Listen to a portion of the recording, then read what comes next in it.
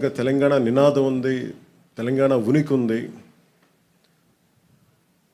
తెలంగాణ భావోద్వేగం ఉంది. ఆంధ్రప్రదేశ్కి మంచి చెడో కానీ ఆంధ్ర అనే ఉనికి అయితే లేదు. ఆంధ్రప్రదేశ్కి ఉనికి ఇచ్చిన మహానుభావుడిని ఒక కులాన్ని కట్టేశాం. అది ఇంకా బాధేస్తూ ఉంటుంది. అలాగే కాస్ట్ బేస్డ్ మూమెంట్స్ వచ్చినాయి, సోషల్ మూమెంట్స్ వచ్చినాయి. రామ్ మనోహర్ లోహియా గారు లాంటి కాస్ట్ ఇన్ ఇండియా ఎలా ఉండాలి, ఏం చేయాలి, భవిష్యత్తు ఎలా నిర్మాణం జరగాలి, రాజకీయ నిర్మాణాలు ఎలా జరగాలి, అంబేద్కర్ గారు కోరుకున్న అనలైజేషన్ ఆఫ్ కాస్ట్, కుల నిర్మూలన, ఇవన్నీ జరుగుతాయో లేదో నిజంగా తెలియదు. కానీ వీఆర్ ఆల్ ఇంటర్డిపెండెంట్, ఒకళ్ళ మీద ఒకళ్ళు ఆధారపడ్డాం. మరీ 98 దశకం నుంచి 2004 వరకు కుల దోషణలు ఎక్కువైపోయింది పాలిటిక్స్లో. ఏ స్థాయికి ఎక్కువైపోయినాయి అంటే దాని పీక్ వైసీపీ వచ్చిన తర్వాత ఇంకా జర్నలిస్ట్లో కూడా కులాలతో తిట్టడం ప్రారంభించేశారు. ఇంకా అది పరాకాష్ట.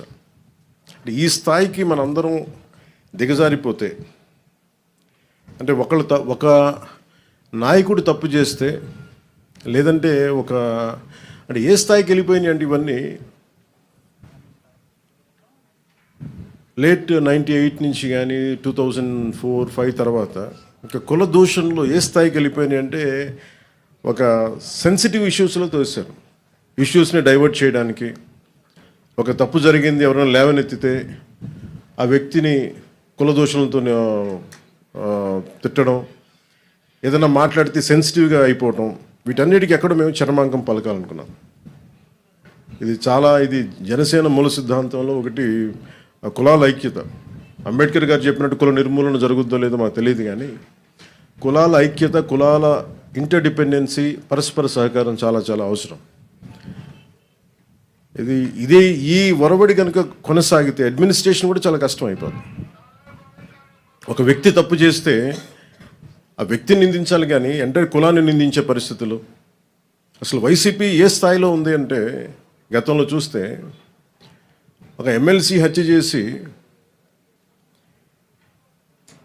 ఒక దళిత కులానికి చెందిన యువకుడిని హత్య చేస్తే అది ఏ గొడవలైనా ఎన్ని పక్కన పెడితే, శవాన్ని ట్యాక్సీలో పెట్టి ప్యాక్ చేస్తే వాళ్ళని వీళ్ళు వెనకేసుకొస్తారు. అక్కడ మళ్ళీ ఒక దళిత సంఘాలు కూడా మాట్లాడడం మళ్ళీ. అలాగే డాక్టర్ సుధాకర్ గారిని కరోనా టైంలో చంపేస్తే, ఆయన్ని మానసికంగా హింసించి చంపేస్తే మళ్ళీ అక్కడ ఏ సంఘాలు మాట్లాడడం. అసలు ప్రతిదానికి కూర్చోబెట్టి సంఘాలు పెట్టుకొని సంఘాల నాయకులు బాగుపడుతున్నారేమో లేదో మాకు తెలియదు, కానీ ఆ కులాల ప్రజలు మటుకు చాలా ఇబ్బందులు పడతారు, చాలా బాధపడతారు, అభివృద్ధికి అయితే నోచుకోవట్లేదు.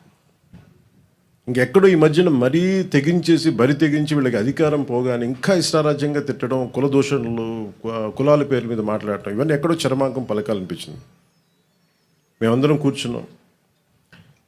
ఇక్కడున్న దాదాపు కీలకమైన 54 మంది మా ఎమ్మెల్యేస్ ఉన్నారు, ఎంపీస్ ఉన్నారు. మేమందరం అన్ని విభిన్నమైన కులాల నుంచి, కానీ మేమందరం భారతదేశానికి, ఆంధ్ర రాష్ట్రానికి, తెలుగు జాతి ఉనికికి, భారతదేశ సమగ్రతకి మేమందరం ప్రతిబింబం.